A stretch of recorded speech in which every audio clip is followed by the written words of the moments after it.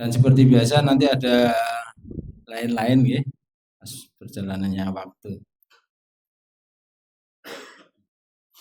Paling niku mawon diwiwiti kanthi maos basmalah bismillahirrahmanirrahim. Langsung mawon monggo Ustaz Abu Yunus pinarakaken ngajeng. Monggo.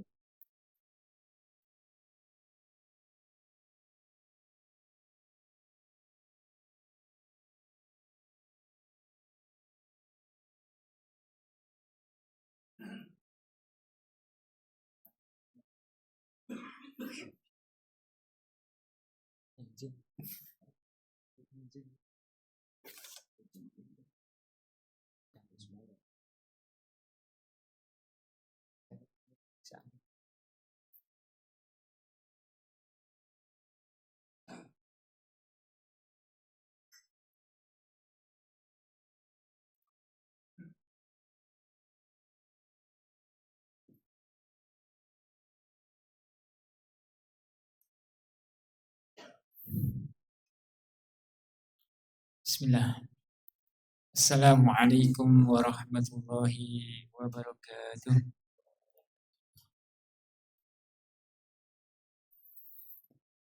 Alhamdulillah. Alhamdulillahi nahmaduhu ta'ala wa nasta'inuhu wa nastaghfiruh. Wa na'udzu billahi min syururi anfusina wa sayyiati a'malina.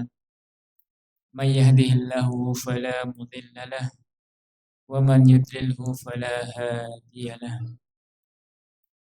Asyhadu an la ilaha illallah wahdahu la syarika lah wa asyhadu anna Muhammadan abduhu wa rasuluh sallallahu alaihi wasallam.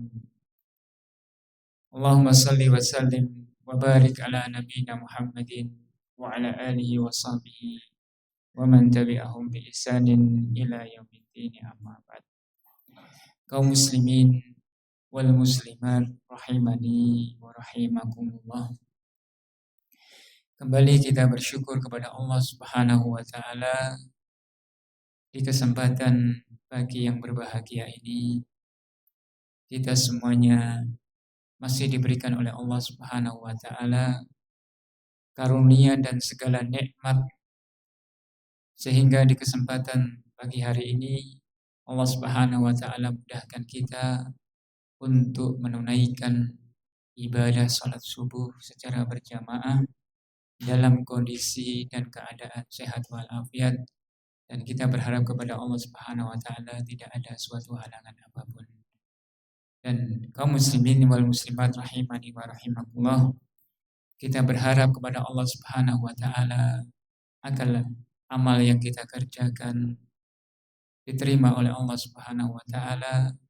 Demikian pula Allah Subhanahu wa taala berkahi segala upaya kita, dan semoga Allah Subhanahu wa taala memberikan ilmu yang bermanfaat sehingga nantinya sebagai bekal untuk menghadap Allah Subhanahu wa taala di hari akhir kelak. Kaum muslimin wal muslimat rahimani wa rahimakumullah. Sebagaimana yang telah disampaikan tadi, bahwa tema kali ini adalah kesempurnaan keimanan seorang muslim atau seorang mukmin. Ini berangkat dari salah satu hadis yang sebenarnya pembahasan ini ada di 40 hadis tentang akhlak.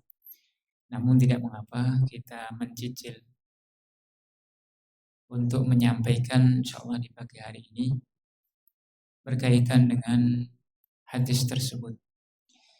Ini hadis dari sahabat Anas bin Malik. Hadis dari Anas bin Malik. Putra beliau berapa, Pak? 120. Putra Anas bin Malik itu 120. Dari berapa istri? Ya, nanti dicari sendiri.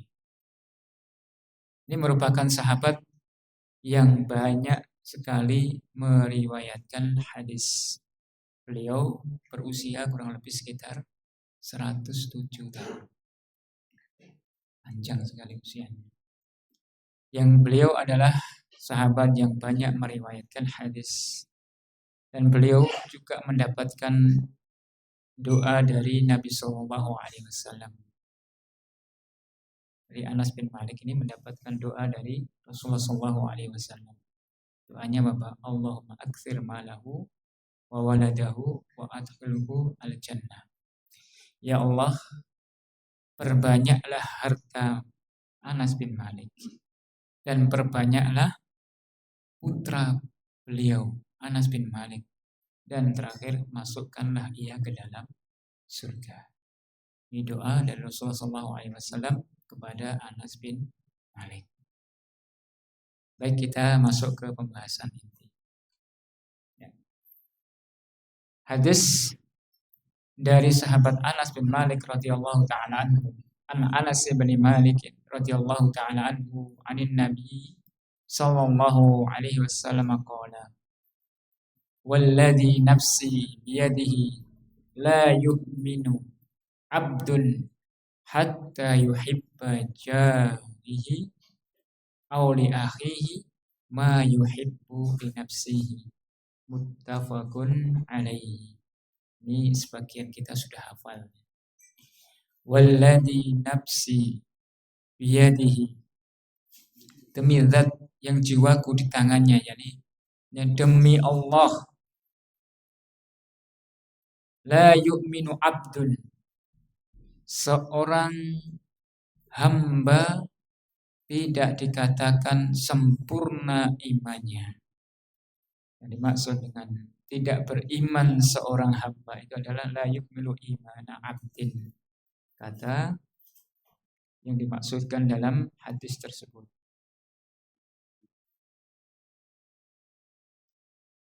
Ai la yu'milu imana abdin, la yu'milu imanu abdin, tidak sempurna iman seorang hamba. Bukan tidak beriman sama sekali, namun iman seorang hamba itu tidak akan sempurna. Hatta yuhibba jarihi, sehingga seorang itu mencintai tetangganya. Auli akhihi, atau mencintai saudaranya. Ma yuhibbu li nafsihi, sebagaimana ia mencintai untuk dirinya sendiri. Muttafaqun alaihi. Hadis ini diriwayatkan oleh Imam Bukhari dan Muslim. Kaum muslimin yang dimuliakan Allah Subhanahu wa taala, dalam riwayat lain menafsirkan atau menjelaskan hadis tersebut yang ditafsirkan oleh riwayat Imam Ahmad yang punya la yablughu abdun haqiqatal imani, tidak akan sampai derajat seorang hamba keimanannya secara hakiki. Benar-benar seorang hamba itu tidak bisa mencapai iman yang sebenarnya. Hatta yuhibba linnas, sehingga seorang hamba ini mencintai orang lain ma yuhibbu li nafsihi, sebagaimana ia mencintai untuk dirinya. Minal khairi, berupa apa? Kebaikan. Sehingga dalam riwayat Imam Ahmad ini menjelaskan ada tambahannya di situ adalah min khairi, berupa kebaikan. Ia mencintai saudaranya, ia mencintai tetangganya sebagaimana ia mencintai untuk dirinya sendiri. Maka kaum muslimin wal muslimat, Bapak Ibu yang kami hormati rahimani wa rahimakumullah, dalam hadis ini siapakah yang bersumpah? Siapa, Pak? Demi Allah, siapa yang bersumpah di sini? Ya, betul. Yakni Rasulullah SAW. Kemudian beliau menyebutkan setelahnya merupakan syarat kesempurnaan iman seseorang. Setelah Nabi SAW bersumpah demi Allah, lalu beliau menyebutkan la yu'minu abdun, tidak sempurna iman seorang hamba. Ini Nabi bersumpah lalu menyebutkan syaratnya. Syaratnya apa tadi, Pak? La yu'min, tidak sempurna iman seorang sampai dia mencintai tetangga atau saudaranya sebagaimana ia cinta terhadap dirinya sendiri. Kaum muslimin wal muslimat rahimani wa rahimakumullah. Maka dalam hadis ini meluruskan sebagian pemahaman seorang yang sempit dalam memahami konsep keimanan. Karena kenapa, Pak? Sebagian orang itu menganggap bahwa menunaikan perkara-perkara yang wajib. Seperti apa, Pak, perkara yang wajib?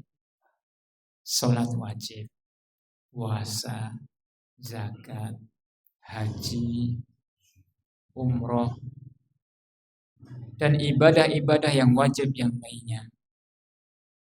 Sehingga ketika seorang sudah melaksanakan itu semua, perkara-perkara yang wajib itu semua, dianggap imannya sudah sempurna. Ketika orang itu sudah melaksanakan itu semua, ia menganggap dia menjadi seorang mukmin yang ideal. Nampak seperti itu, Pak?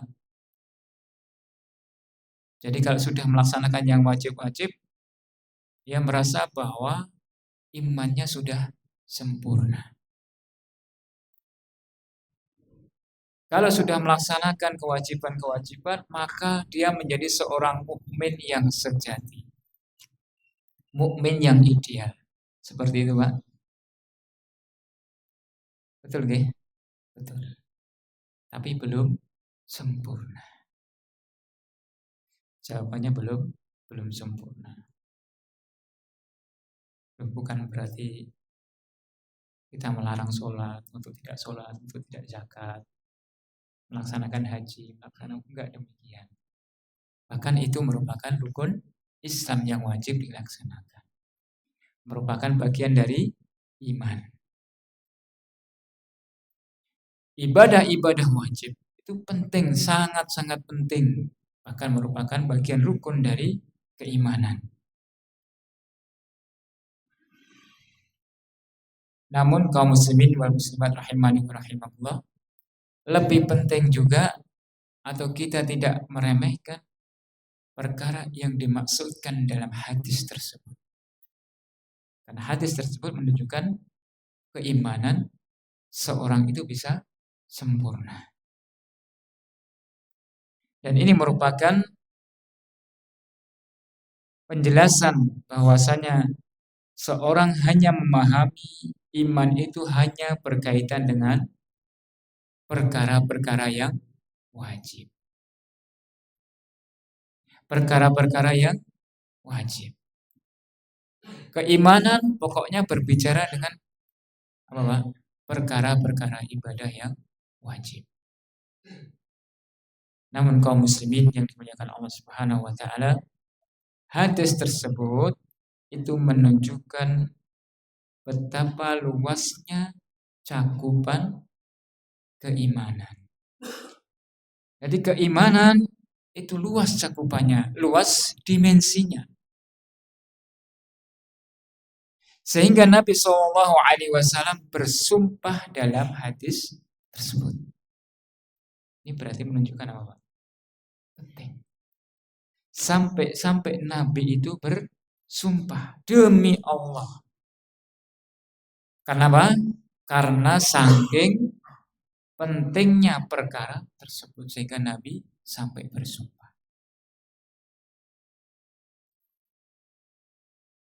Kemudian kaum muslimin, apa fungsi sumpah dalam sebuah pernyataan, dalam sebuah pembicaraan. Kamu ngambil ya?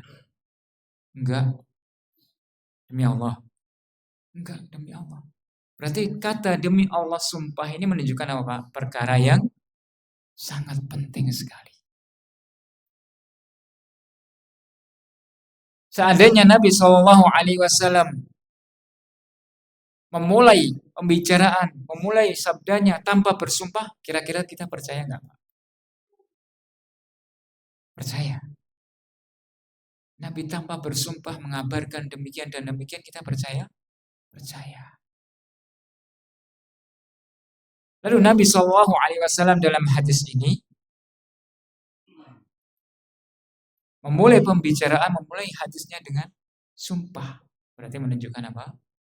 Perkara ini sangat-sangat penting. Kenapa demikian? Nabi Shallallahu Alaihi Wasallam sampai benar-benar bersumpah. Padahal seandainya nggak pakai sumpah pun kita percaya. Kenapa, Pak? Fungsi sumpah demi Allah itu fungsinya untuk apa? Untuk perkara yang penting, satu, dua mohon. Untuk meyakinkan agar semakin mantap, semakin yakin demi Allah. Berarti hadis ini penting banget. Terkadang seorang itu hanya membatasi perkara-perkara yang besar, namun perkara-perkara yang dianggap tidak penting sehingga sebagian tidak terbahas. Bahkan perkara yang tidak dibahas ini terkadang menjadi sangat penting, sangat urgent, sangat fatal. Perkara yang wajib-wajib, yang besar-besar ia laksanakan, namun perkara-perkara yang dianggap sepele, dianggap remeh, dia lewatkan. Kebalik napa mboten? Mboten, tetap berproses. Kaum muslimin yang dimuliakan Allah Subhanahu wa taala, sumpah di sini menunjukkan keseriusan Nabi Shallallahu Alaihi Wasallam. Pentingnya perkara ini sehingga merupakan salah satu syarat, hadis tersebut merupakan salah satu syarat bahwa seorang itu akan dimasukkan ke dalam surga atau seorang akan dimasukkan ke dalam neraka. Seorang dimasukkan ke dalam surga ataukah dia akan terhindar dari neraka. Berarti ini perkara sepele mboten? Perkara sepele mboten? Perkara serius. Perkara yang sangat penting. Perkara yang bukan recehan. Walaupun hanya sekedar mencintai saudaranya. Baik, kita lanjutkan dalam sebuah hadis agar kita lebih bisa memahami lebih dalam. Dalam sebuah riwayat dalam Sahih Muslim disebutkan, "Faman ahabba an yuhziha anin nar." Barang siapa yang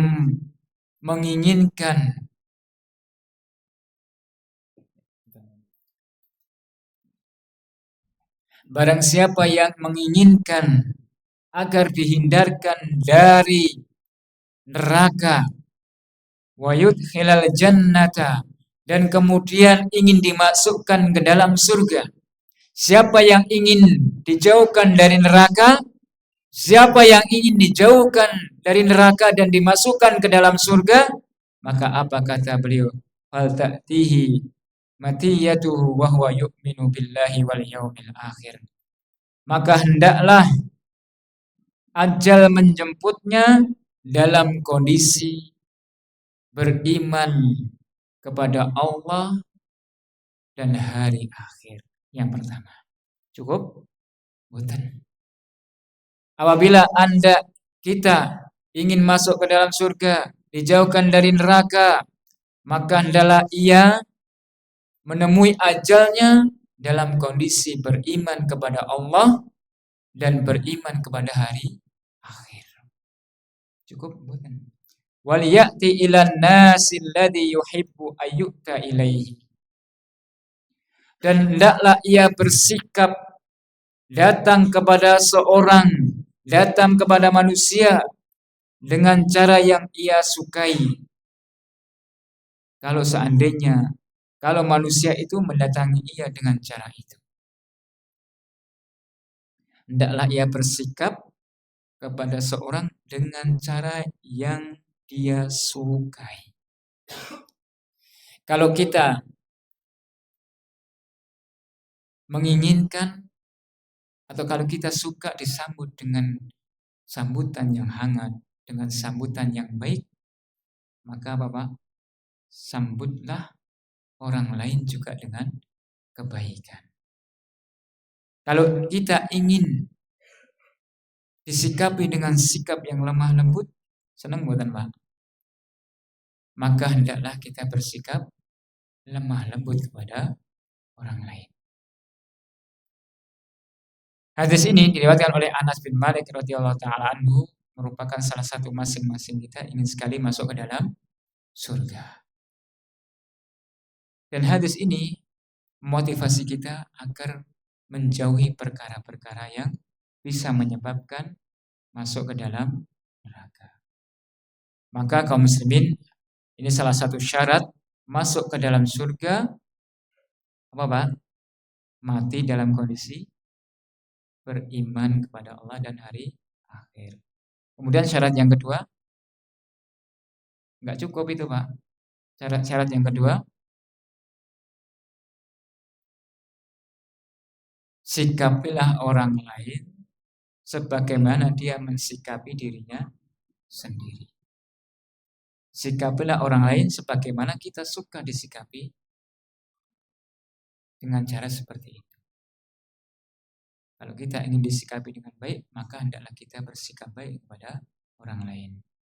Berbuat baik kepada orang lain sebagaimana berbuat baik kepada diri kita sendiri. Kalau kita nggak suka dikasih sesuatu yang tidak baik, kasih gombal gitu ya, gombal, maksudnya barang bekas yang memang kurang layak, maka jangan sampai kita mengasih juga demikian. Kita dikasih seperti itu nggak mau, malah kita sering ngasih seperti itu. Subhanallah. Kaum muslimin yang dimuliakan Allah Subhanahu wa taala, maka jangan berharap, jangan mimpi iman kita bisa sempurna kalau kita tidak bisa mencintai saudara yang lain, tetangga kita, sebagaimana mencintai diri kita sendiri. Lalu bagaimana cara mempraktekkan hadis tersebut? Bagaimana cara mempraktekkan hadis la yu'minu ahadukum hatta yuhibba li jarihi atau li akhihi ma yuhibbu li nafsihi. Bagaimana caranya? Tidak dikatakan seorang itu sempurna imannya sehingga mencintai saudaranya sebagaimana ia mencintai untuk dirinya sendiri. Contoh yang salah jadi. Ada yang seorang itu suka, atau ada orang yang memang suka ngerokok, suka minum-minuman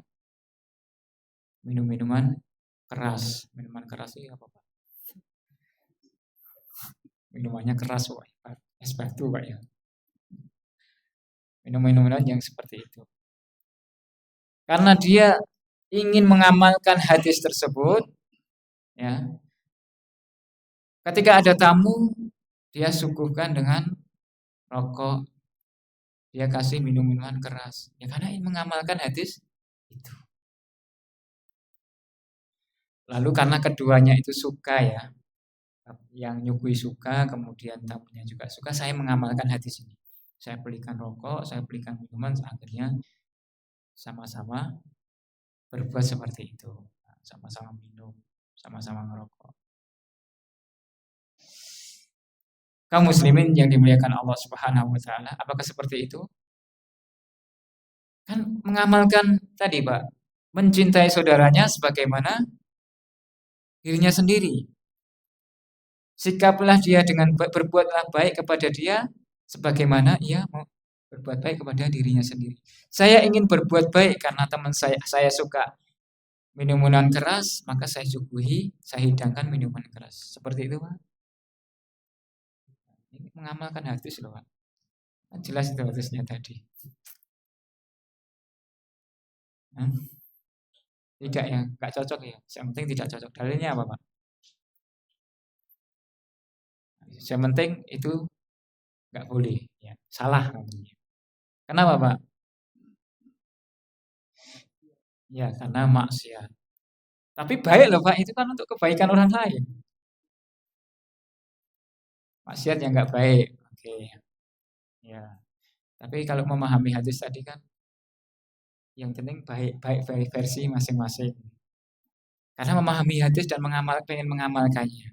Baik, yang pertama kaum muslim yang dimuliakan Allah Subhanahu wa taala, karena hadis itu tidak bisa dipahami dari satu jalur, satu redaksi, satu riwayat saja.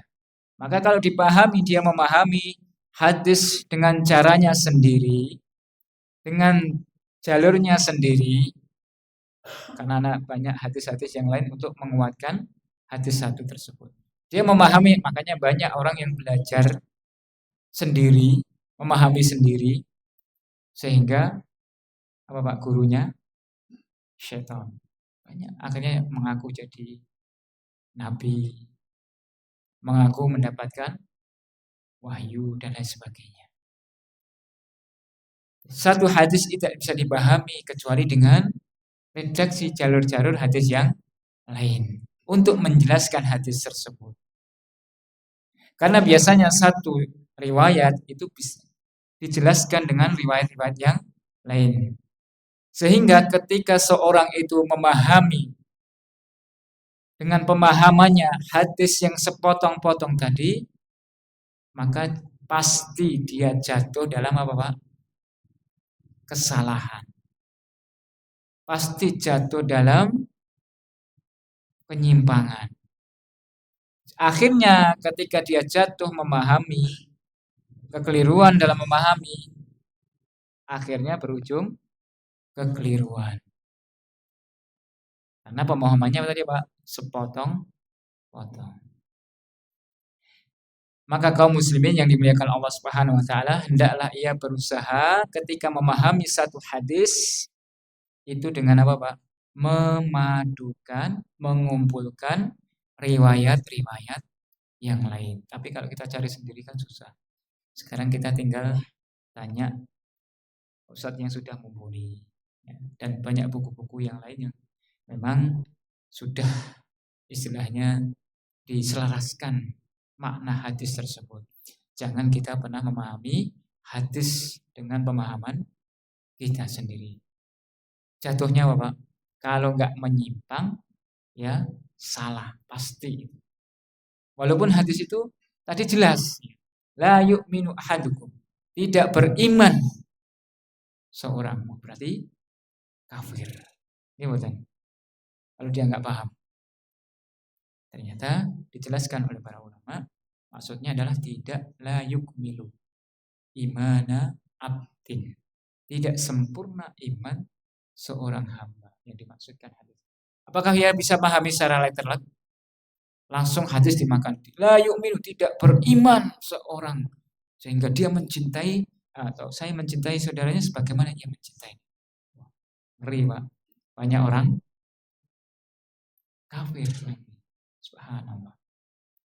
Oleh karenanya berkata Imam Ahmad berkaitan dengan mengumpulkan atau memadukan hadis tersebut. Wa qala al-Imam Ahmad, berkata Imam Ahmad, al-haditsu idza lam tusma turukuhu lam tabham. Apabila sebuah hadis jika tidak dikumpulkan, jika tidak dipadukan, belum dipadukan dari jalur-jalur riwayat, jalur-jalur riwayat-riwayat yang lain, maka tidak bisa dipahami secara benar. Maka Imam Ahmad mengatakan hadis itu kalau belum dipadukan satu dengan yang lainnya, saling menguatkan, saling menjelaskan, maka tidak akan bisa dipahami. Sebagaimana hadis tadi. Sebagaimana pengamalan tadi. Apa? nyuguhi khamr, nyuguhi minuman keras, nyuguhi rokok, nyuguhi minum khamr atau nyuguhi daging babi, anjing dan lain sebagainya. Yang dianggap itu baik karena saya suka, gitu loh, Pak. Kalau memahami hati seperti itu maka akan jatuh sebagaimana tadi minuman keras. Ini ilustrasi saja, Pak, untuk memahami satu hadis. Waqala Ibnu Madini, berkata Ibnu Madini, al-babu idza lam tusma turukuhu lam yatabayyan khata'uhu. Menjelaskan tentang bab apabila belum dikumpulkan jalur-jalur riwayat, jalur-jalur redaksi, maka belum jelas, belum cetok gamblang kesalahannya. Kalau sudah dijelaskan hadis satu dengan yang lain, maka sudah jelas, akan sangat jelas kejelasannya. Tafsirnya sudah jelas. Namun kalau belum dikumpulkan, maka belum jelas kesalahannya. Kalau sudah dikumpulkan, baru jelas, oh ini maksudnya seperti ini. Sebagaimana tidak dimaksudkan atas hawa nafsunya. Oh maksudnya seperti ini dengan pemahaman dirinya. Pasti jatuh dalam kesalahan. Ini dalam hadis, apalagi dalam perkara ayat-ayat Allah Subhanahu wa taala, maka lebih berhati-hati. Menafsirkan ayat sangat berhati-hati. Kaum muslimin yang dimuliakan Allah Subhanahu wa taala, bagaimana cara ya, sebagaimana yang disabdakan oleh Rasulullah SAW dalam hadis riwayat Muslim tadi, walladzi nafsu Muhammadin biyadi la yu'minu ahadukum hatta yuhibba li akhihi ma yuhibbu li nafsihi. Demi Allah, tidaklah dikatakan sempurna iman seorang hamba di antara kalian sehingga dia mencintai saudaranya sebagaimana ia mencintai untuk dirinya. Minal khairi. Ini dari riwayat Muslim. Berupa kebaikan. Bagaimana cara mengetahui hal tersebut baik? Berupa kebaikan. Bagaimana cara untuk mengetahui itu baik? Hal itu baik atau tidak, bagaimana caranya? Tadi dikatakan bahwa minuman itu adalah hukumnya haram. Ketika kita lihat saja nih, ketika itu hal baik atau tidak itu bisa diukur. Napa ada orang yang mau minum minuman keras itu bismillah. Glek-glek, wonten. Mau udut bismillah. Ada, Pak? Tapi kalau kita mau minum air teh, nggih. Mau bismillah mboten? Bismillah.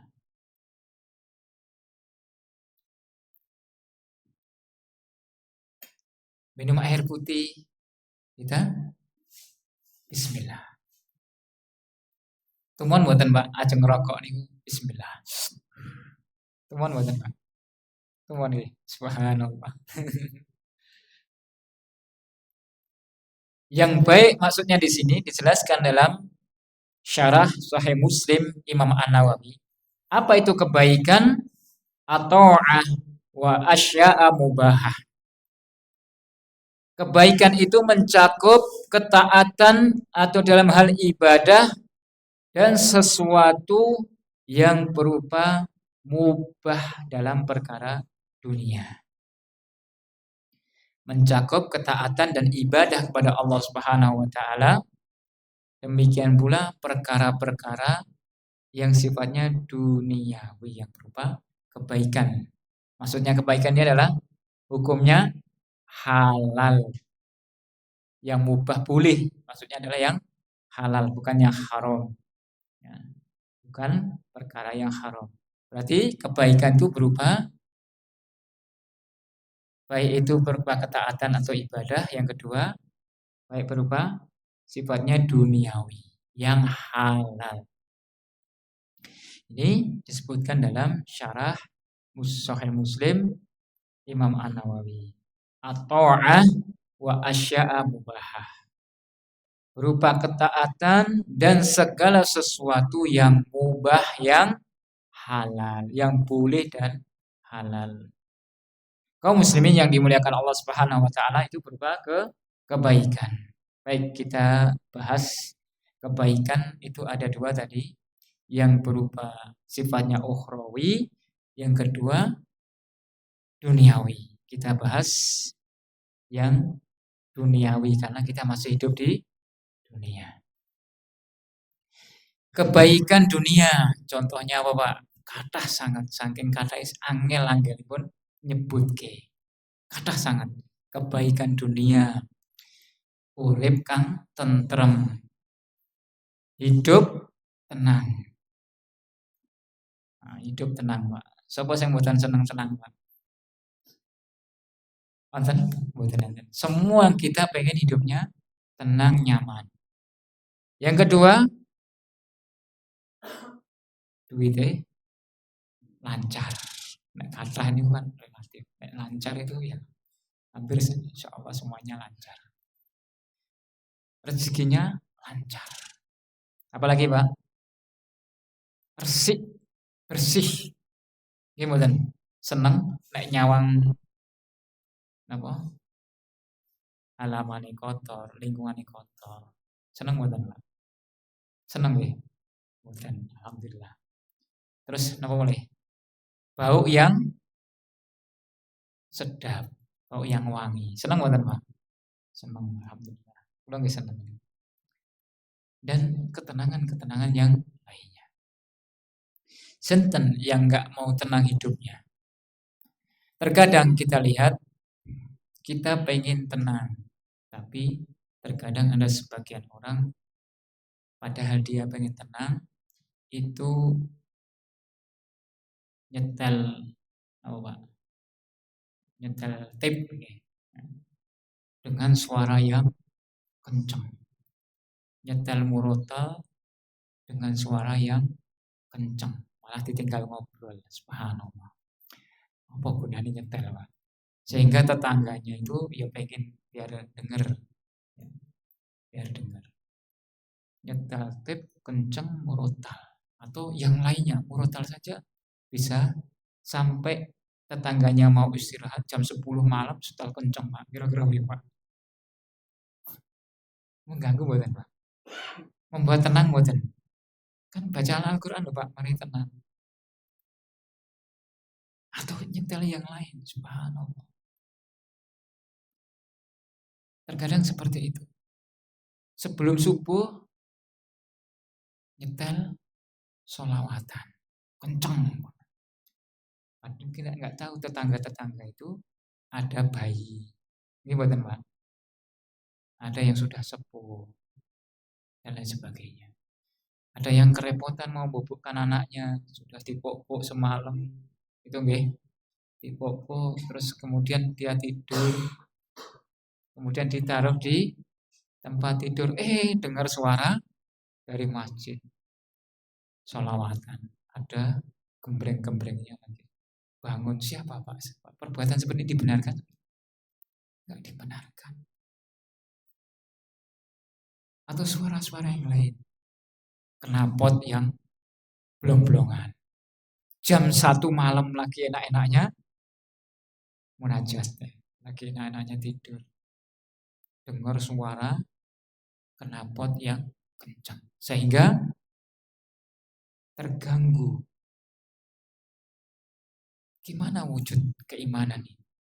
Sempurna iman seorang sehingga mencintai saudaranya sebagaimana mencintai. Kalau kita pengen tenang, jangan sampai sekali-kali kita mengganggu dengan suara-suara yang bisa mengganggu tetangga kita. Yang pertama. Yang kedua, bersih. Terkadang kita nanam pohon, ya, pohonnya apa Pak? Pelem, mangga, atau pohon yang lain. Pohon mangganya ini atau jatinya yang tinggi itu, kalau setiap kali musim rontoki tanggane, sing nyapu sinten Pak? Jenengan apa tanggane? Tiap hari nyapu gitu kan, ya. Nyapu bersih-bersih. Mangganya banyak banget, rambutannya banyak banget. Dibersihkan sama tangganya. Tangganya untungnya sabar, Pak. Nah, ketika tetangganya ini panen, kok yang bersihkan ya dan atau cabangnya ini menjulang ke tetangga, kok nggak dikasih? Nah, kebangetan. Jangan sampai. Yo minimal tetap ada tondo tresnanipun. Mengganggu mboten, Pak? Mengganggu. Maka tidak boleh ya, mengganggu tetangga. Kemudian kalau kita jemur pakaian yang tadinya wangi dikasih molto, ditinggal pergi pulang-pulang mambune sangit. Pripun, Pak? Hal kecil aja kita tidak boleh. Apalagi yang punya ayam dan lain sebagainya dijaga, Pak. Jangan sampai mengganggu. Kalau kita nggak mau diganggu, jangan mengganggu. Kalau kita ingin senang bersih, maka jangan sampai membuat yang lain tidak bersih. Kita senang bersih tapi sering buat kotor yang lainnya. Buang sampah dan lain sebagainya. Kemudian yang ketiga, kita pengen rezekinya lancar. Pengen buat apa? Pengen. Kalau pengen resepnya ini, Pak. Ketika kita membuka sebuah peluang usaha ya, terus tetangganya ada yang buka yang sama, es teh jumbo, yang sebelahnya es teh seger, yang sebelahnya lagi apa? Es teh, nama boleh Pak? Fresh dan lain sebagainya. Kira-kira ketika kita buka, terus tetangganya buka, itu rasanya gimana? Seneng nopo seneng? Ini pengamalan hadis sepele, Pak. Seneng mau seneng? Wajib seneng, Pak. Alhamdulillah tetangga saya buka. Doakan, Pak. Mudah-mudahan rezekinya lancar. Kalau bisa datangi, selamat. Semoga barokah, rezekinya lancar. Tapi dengan nada yang bagus, Pak. Dengan senyuman yang penuh dengan keikhlasan. Selamat ya. Doakan. Kalau kita mendoakan kebaikan orang lain, maka malaikat pun juga akan mendoakan kita. Semoga rezekimu lancar, barokah. Kemudian malaikat, amin. Wa anta walaka kamitsli. Kamu juga akan mendapatkan yang demikian. Amin. Tapi kebanyakan prakteknya muka-muka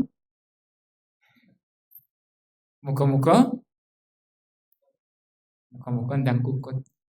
Malaikat juga akan jawab apa, Pak? Amin. Kamu juga akan bangkrut. Siapa yang rugi, Pak? Rugi kita semua. Maka ada salah satu seorang ustadz bercerita. Jadi ada sebuah perusahaan yang sudah lama berdiri di Saudi. Kemudian ada perusahaan baru yang dekat dengan perusahaan ini, itu membuat perusahaan yang sama. Maka sang karyawan, manajer dan sebagainya itu gelisah. Sangat gelisah sekali. Wah, ini ada saingan baru. Biasanya kalau ada saingan baru itu akan apa? Mengurangi pelanggan. Pelanggannya akan pindah. Kita yakin bahwasanya setiap kita membawa rezeki masing-masing. Akhirnya sang bawahan ini lapor kepada bosnya. Oh, ada perusahaan baru. Maka datangi, ucapkan selamat. Bahkan tawarkan kalau ada bantuan apa. Ini konsep jual beli gimana kayak gini, Pak. Ada usaha baru, sama, malah suruh datangi, suruh doakan, malah menawarkan bantuan apa yang dia perlukan. Subhanallah. Nah, beliau bercerita bahwasanya akhirnya kedua-duanya mendapatkan keberkahan dari Allah, kedua-duanya di perusahaan besar. Nah, ini Pak, konsep jual beli, konsep jual beli dalam syariat. Senang kalau ada Bapak saudara kita yang buka usaha-usaha yang lain. Ini Pak.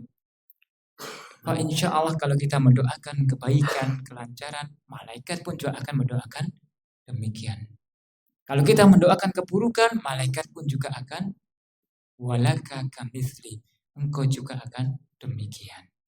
Kemudian apa lagi Pak? Rezeki lancar. Bau yang sedap. Bau yang sedap. Senang buatan Pak, bau yang sedap. Senang ya, bau yang harum. Nah, maka terkadang kita perhatikan betul ketika kita mau menuju masjid atau ke kajian atau yang ke yang lain-lainnya, kita perhatikan jangan sampai saudara-saudara kita terganggu dengan bau yang tidak sedap yang kita timbulkan. Ketika kita pergi ke masjid, pakai pakaian yang baik. Pakai pewangian. Jangan sampai ketika kita pergi ke masjid itu dengan bau mulut yang tidak sedap. Setelah ngerokok, setelah minum, setelah makan dengan jengkol atau bawang. Allahu Akbar. Baunya luar biasa, mengganggu, tidak boleh. Atau ketika kita mengangkat tangan, kita nggak sadar Pak, bahwa ketika kita mengangkat tangan itu ada terkadang mengeluarkan bau yang tidak sedap. Bau apa itu Pak? Ya, bau ketiak. Kita nggak sadar. Allahu Akbar. Pernah nggak ngalami Pak? Nek kula sering tapi kok. Subhanallah. Boleh nggak seperti ini Pak? Mengganggu kekhusyuan orang lain. Begitu dahsyatnya syariat Islam. Sehingga hal-hal yang kecil ini pun sangat diperhatikan. Ini sampai jam berapa Pak kira-kira? Ini kebablasan, 14 tahun loh Pak ini. Sampai jam itu nih. Syuruknya jam itu. 5.14. 5.16. Tak rampung nih Pak. Oh enggak apa-apa. Ya, tak singkat mawon mungkin. Kata Rasulullah SAW, fa innal malaikata tata'adda mimma yata'adda minhu li banu Adam. Maka sesungguhnya para malaikat itu terganggu, tersakiti dengan apa yang menyakiti dari anak Bani Adam. Malaikat itu terganggu atau tersakiti dengan sesuatu yang menimbulkan, yang mengganggu. Baik itu berupa bau yang tidak sedap. Malaikat terganggu. Kalau kita sudah ganggu malaikat, pun alamat sudah. Kalau kita ganggu yang lain masih sabar Pak ya. Tapi kalau sudah malaikat, sudah selesai Pak. Malaikat benar, sungguh malaikat itu benar-benar terganggu, benar-benar tersakiti dengan bau yang ditimbulkan oleh Bani Adam. Waktu kajian ya kita dengan pakaian terbaik, dengan mewangian, dan kita persiapkan sebelum sholat, sebelum kajian, kita benar-benar cek bau yang ada di sekitar kita. Maka tidak dikatakan iman seorang hamba, tidak dikatakan imannya sempurna sampai dia mencintai orang lain sebagaimana ia mencintai untuk dirinya sendiri. Kaum muslimin yang dimuliakan Allah Subhanahu wa taala. Maka tadi bau, kebersihan, ya, sikap yang ramah, penuh dengan sopan santun, murah dengan senyum. Ketika kita bertemu dengan orang lain, maka pasanglah dengan wajah yang terbaik. Minimal standarnya adalah pegawai. Nah, pegawai bank itu bagus-bagus banget. Cara nyambutnya loh Pak ya, bukan ini. Cara menyambutnya luar biasa. Nah, seperti itu standarnya. Ketika kita bertemu dengan saudara kita, maka hendaklah kita bersikap ramah, murah senyum.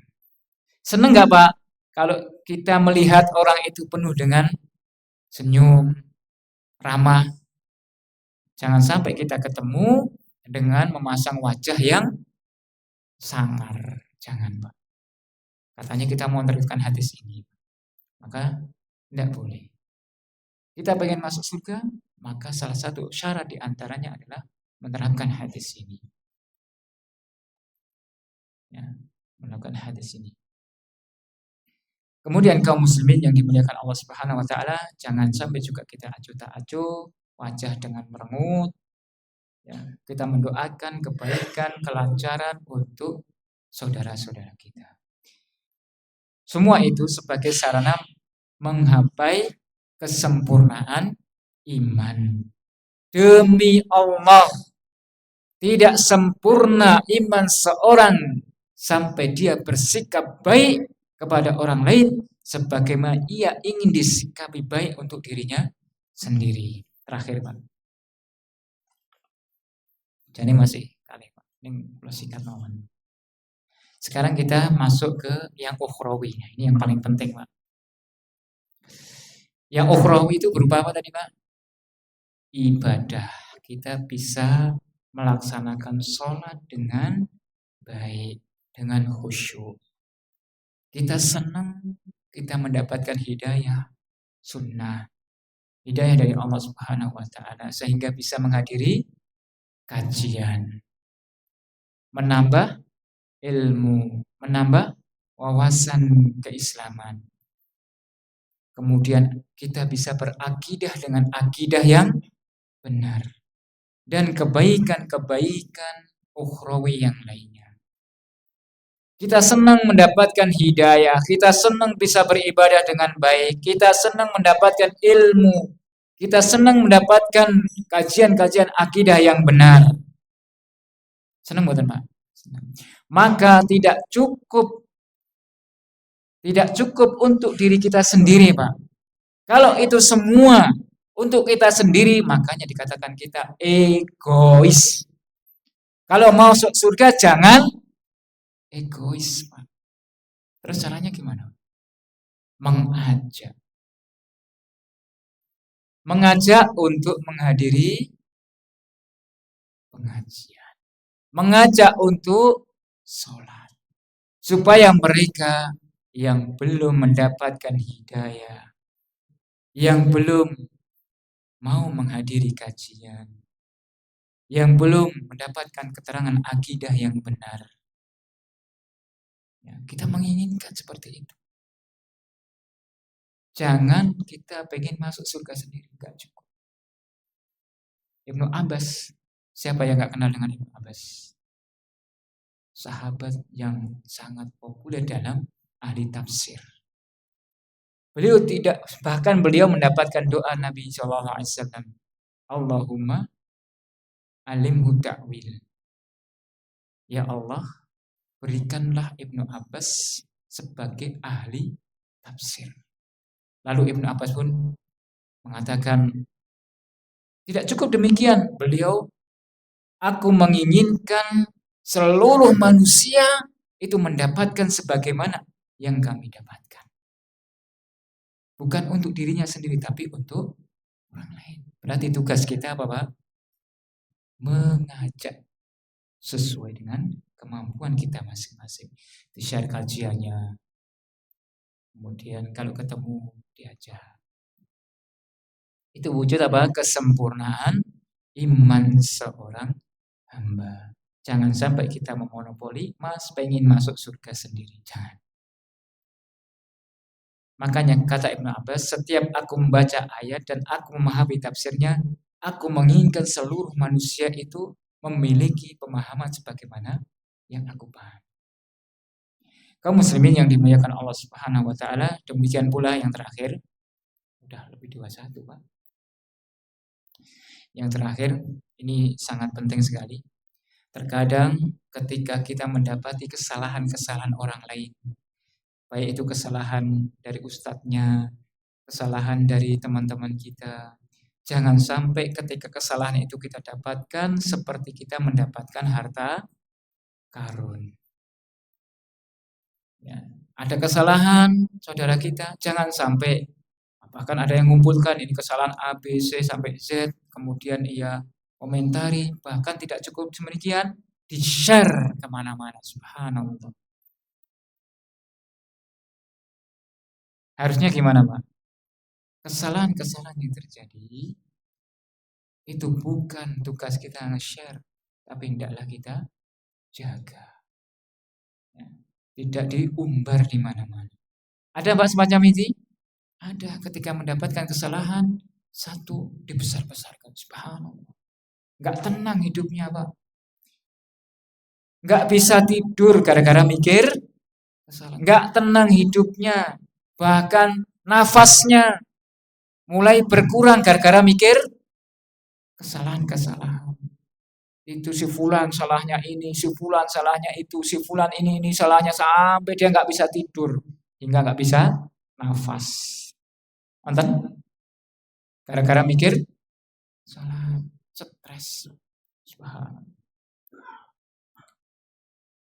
Kaum muslimin, hendaklah kita berhati-hati dengan yang demikian.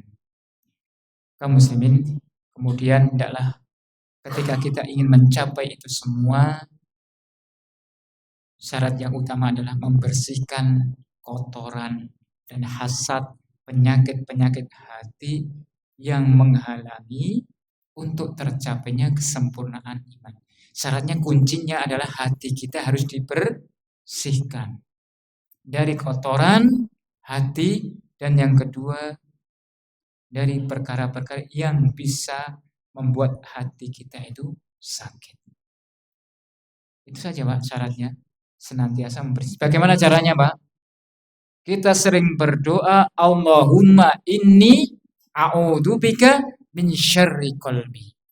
Kalau sudah mulai hati kita hasad kepada orang lain, malas untuk beribadah taat kepada Allah, senang dengan jatuhnya kesalahan orang lain, maka ingat, Pak, ingat, iman demi Allah, iman seorang hamba tidak sempurna, dan kita berdoa kepada Allah Subhanahu wa taala, Allahumma inni a'udzubika min syarri qalbi. Ya Allah, sesungguhnya aku berlindung kepadamu dari kejahatan, keburukan-keburukan hati kami. Terus kemudian yang kedua, kita sadari bahwa penyakit-penyakit hasad, penyakit sombong, penyakit-penyakit hati itu tidak ada manfaatnya. Apa manfaat guna penyakit hasad? Kita tidak suka dengan orang lain. Apakah ketika kita berbuat hasad kepada orang lain, kita semakin ganteng, semakin kaya? Hasad tetangganya sukses, lebih lancar, kemudian kita bersikap hasad, ingin kenikmatan itu. Apakah dengan demikian kita akan masuk surga? Apakah dengan demikian kita rezekinya terus lancar? Apakah dengan demikian kita semakin ganteng? Enggak, Pak. Semakin kaya? Enggak, Pak. Malah semakin apa? Justru semakin buruk, semakin tidak sempurna iman seorang.